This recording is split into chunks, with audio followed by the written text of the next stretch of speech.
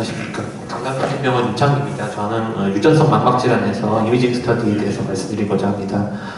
예전부터 멀리 쓰였던 안지오그래피고요. 같이 가운데 사진을 보시면은 RP에서 디퓨즈 리기 중기에 관찰이 되고 후기에는 플로이드, 시스토이드 마큘라 이데마가 관찰되는 안이 되겠습니다. 여기 사진에 실리진 않았지만 아트로피가 진행된 후기에는 진행된 RP에서는 트랜스미션 디펙트가 주로 나타나게 된다고 합니다. OCT 안지오그래피 연구였고요. 코리오 캐필라리를 봤을 때 RP 환자에서 이렇게 플루이드 보이드가 많이 나타난다는 그런 연구가 되겠습니다. 역시 OCT 안지오그래피로 각 레이어별로 플로우를 봤을 때 슈퍼피셜 레이어가 좀 현격하게 플루이드가 감소되었다는 연구가 되겠습니다. 그 OCT로 예전부터 우리가 알고 있는 티크네스 감소에 대한 내용이 되겠습니다.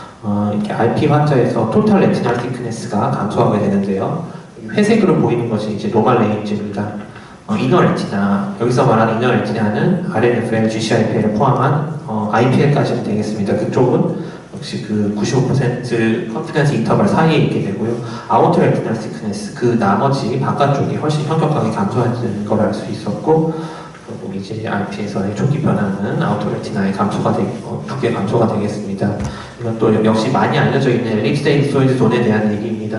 RP의 많은 그 디시즈 코징 뮤테이션들이 이제 그 포토리셉터에 주로 일어나는 경우가 많게 되고요. 그래서 또 현격하게 나타나는 그런 그 그로스 이미지 그 abnormality가 엘립소이드 존의 위축인데요. 이와 같이 두께도 정상에 비해서 감소하고 또한 그 매년 시리얼하게 봤을 때 위드가 감소된다는 그런 내용이 되겠습니다.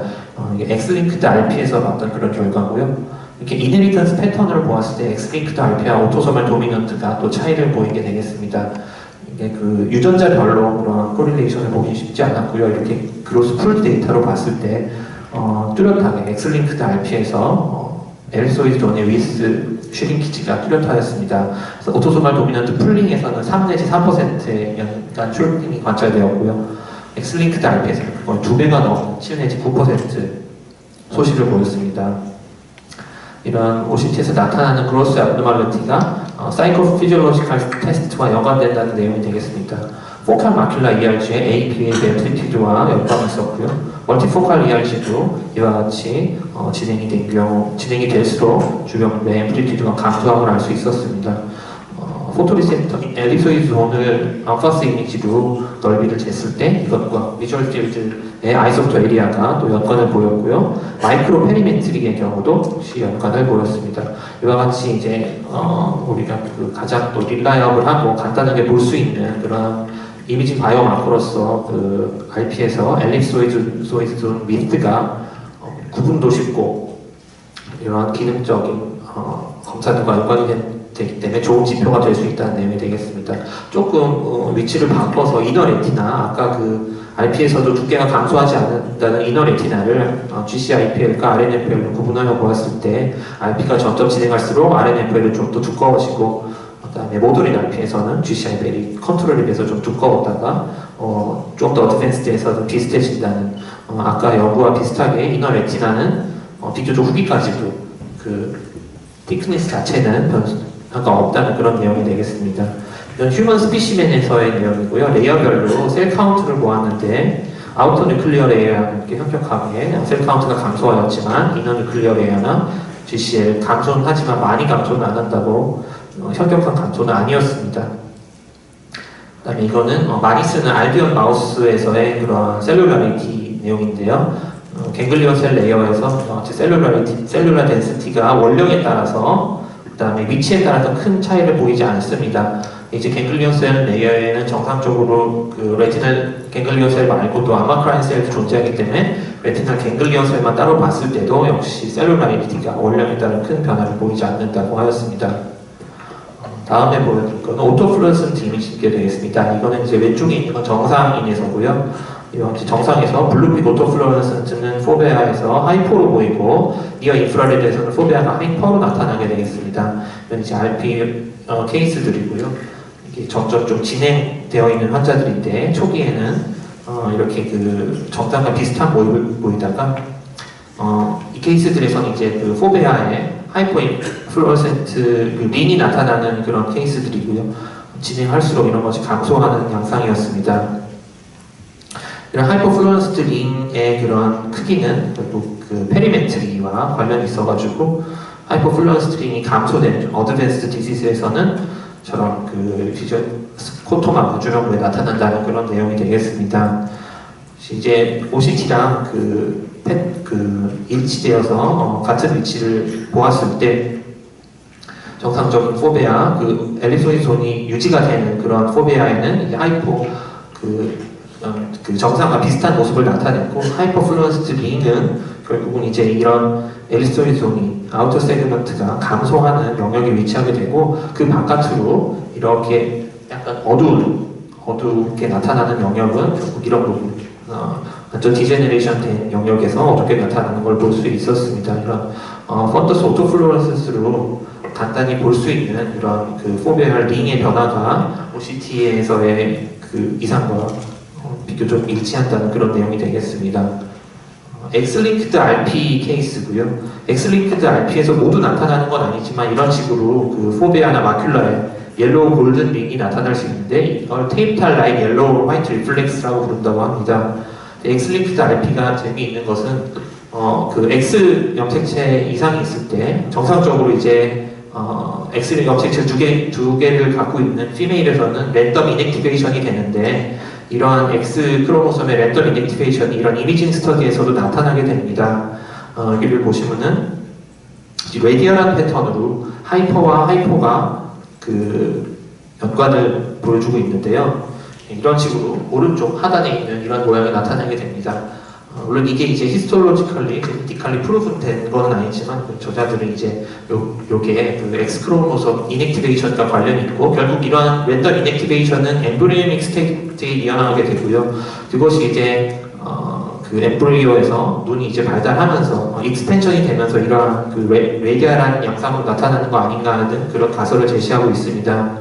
이러한 랜덤 이넥티베이션에 따른 그 모자이시즘은 또한 그 콘 덴서티를 보면 어댑티브 옵틱스에서도 나타나더라 하는 연구도 발표된 바가 있습니다. 다음은 이 휴먼 스피시맨입니다. 대단히 얻기가 어렵고 귀중한 정보를 제공하는데요. 초기의 연구에서 나타났던 것으로 다들 아시다시피 그 아우터 뉴클리어의 셀 덴서티, 이너 뉴클리어의 셀 덴서티도 감소하고 아우터 세그먼트도 사라진 걸 알 수가 있습니다. 그다음에 로놉신 P23H는 이제 휴먼 로놉신 뮤테이션에서 제일 흔한 것인데요. 이런 그 랩 모델에서 봤을 때 안지오그래피를 했을 때 저런 그 혈관 이상이 어테뉴에이션이 나타나고 디퓨즈 리키지가 나타나는 것을 알 수 있었습니다. OCT와 같은 위치에서 시행한 IF 염색이고요. SE는 이제 컨트롤 마우스고, 컨트롤에서는 이런 라미네이션이 잘 보이고 뚜렷이 관찰되지만 이제 P23H 모델에서는 그 초기에는 변화가 없다가 6개월, 12개월째에 보면은 아우터 뉴클레어가 소실되고 OSIS도 사라진 걸 알 수가 있습니다. 원령이 더 진행되어서 20개월, 27개월인 그런 쥐들에서는, 렛에서는 이와 같이 이너 플렉스폼 레이어에 이상도 나타나고, 이거는 OCT의 라미네이션의 abnormality로 잘 관찰됨을 알 수가 있었습니다. 어댑티브 옵틱스에서도 우리 콘셀의 이상을 볼 수 있는데요.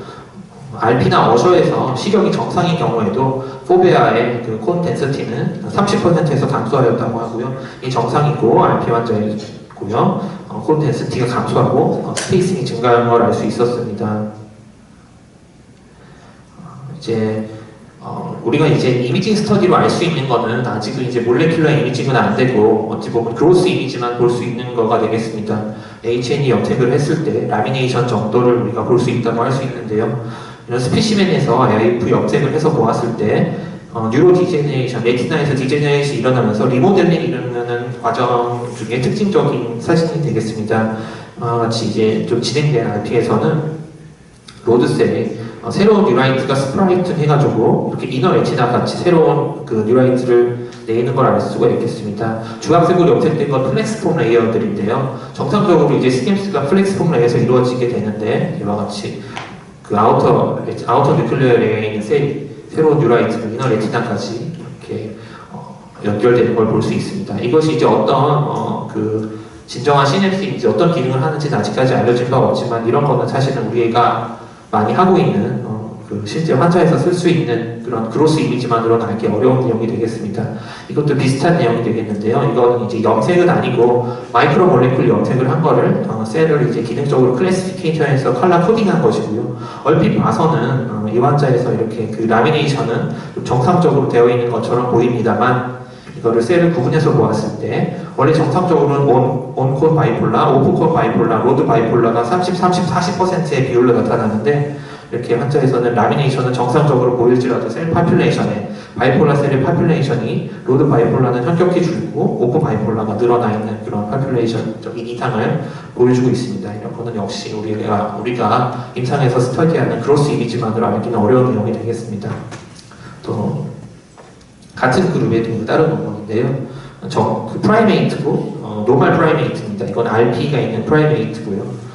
라미네이션은 보이는 것 같지만 이렇게 셀을 구분해서 보았을 때는 셀룰라리티도 많이 감소하고 이런 모양들이 많이 바뀜을 알 수 있습니다.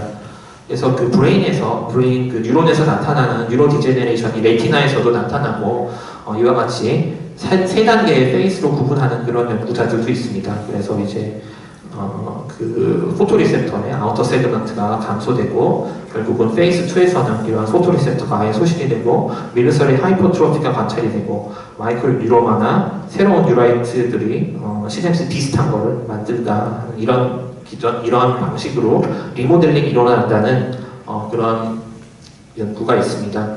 이런 내추럴 코스를 아는 것이 중요한 것이 요즘 활발히 연구되고 임상시험까지 진행되고 있는 여러 가지 치료들에서 이런 리모델링 부분을 고려하지 않고 실제로 타겟에서만 맞춰서 그 치료를 할 경우에는 대단히 한계에 봉착할 수 있고요. 그다음에 이제 K9 그 RP 모델에서도 어떤 연구에서 이제 G 테라피로 이제 포토리셉터의 그런 디제네레이션은 상당히 이제 스티즈를 시켰는데 멈추게 시켰는데 이너 레티나의 디제네레이션이 상당히 계속 몇 년에 걸쳐서 진행되었다는 그런 연구도 있습니다. 그래서 이제 강조드리고 싶은 거는 이제 우리가 이제 이미징 스터디도 상당히 이제 발전을 하고 있고 그로스 이미지에 있어서 많은 연구들을 하고 있지만 역시 한계가 있는 것이고 또 그 동물 모델이나 또 가끔 얻을 수 있는 휴먼 스피시멘에서 많은 정보들을 얻을 수 있고 이런 내추럴 코스에 대한 연구가 또 앞으로 치료에 있어서 치료를 개발하는 데 있어서 많은 도움이 될 것 같다는 내용이 되겠습니다. 이상입니다. 그러시면 제가 유창기 교수님께 한번 여쭤보겠습니다. 그런 망막 변성 질환에서 이미징 테크닉이 굉장히 많은 기여를 하는 걸로 알고 있는데 사실 이제 펑셔널 테스트, ERG 같은 것들이 또 마이크로 페리메트리와 같은 것과 이런 이미징 테스트와 실제 이제 환자분들을 치료 반응이라든지 이런 걸 모니터링할 때 각각 이제 어떠한 롤이 있을지에 대해서 좀 간단히 설명해 주시면 검사실에 그런 테크닉이나 이런 게 편차가 적고 그래서 이제 뭔가 좀 제네럴하고 글로벌한 그런 마커로서 쓰기 되게 용이한 면이 있지만 역시 이제 그 펑셔널 스터디들은 중요하고 여전히 그 일렉트로 피지올로지도 상당히 중요하다고 생각하게 됩니다. 하지만 이제 역시 검사 자체가 그 랩에 따른 편차가 되게 많은 것 같아서요. 그런 것들이 좀 도움이 돼야 될 것 같습니다.